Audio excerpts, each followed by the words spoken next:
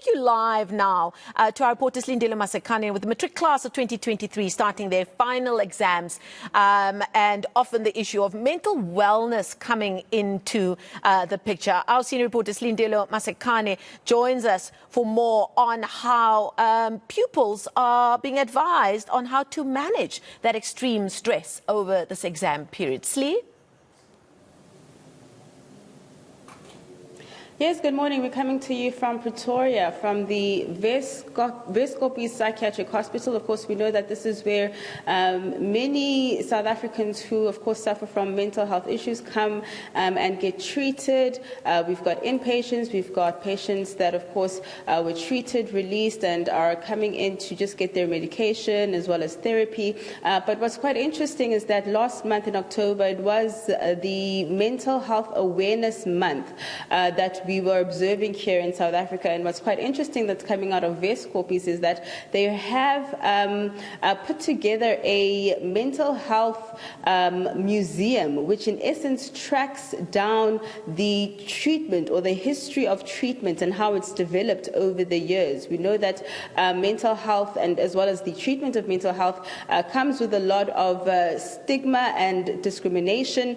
And as the matrics of 2023 are underway with their exams, we know that this is obviously going to come with a lot of stress, anxiety, that's going to, of course, have to be monitored by their parents as well as officials.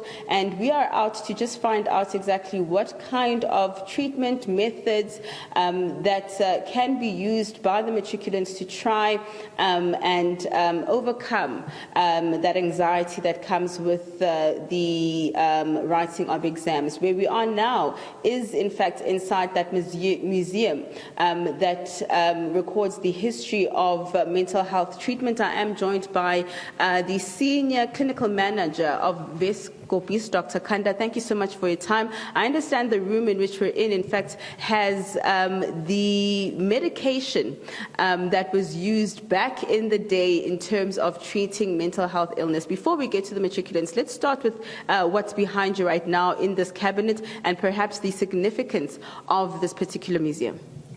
Yeah, thank you very much, and thank you for the invitation. So behind me you have a display of some bottles which were used then, back then, some years back, when medication were actually made in the hospital.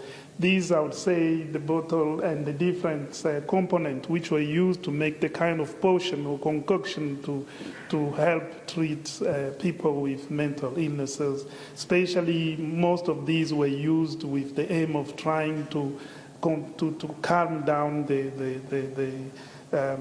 the patients. Yes, thank you. Talk to me about what we're seeing today when it comes to the stigma and treatment of mental health. Are we seeing that it has been destigmatized, or is there still a ways to go?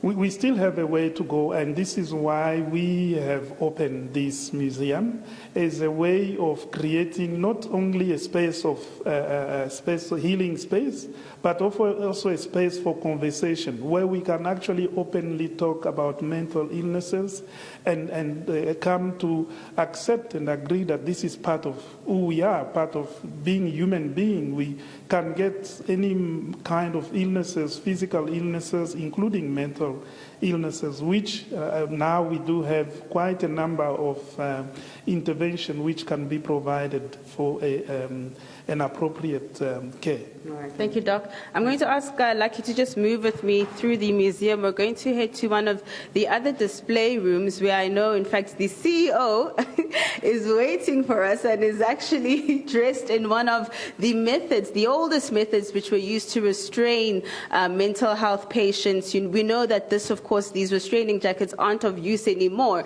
Just to show you how far we've come in terms of the history of the treatment of mental health patients. Doc, let's talk about the matriculants, the young people.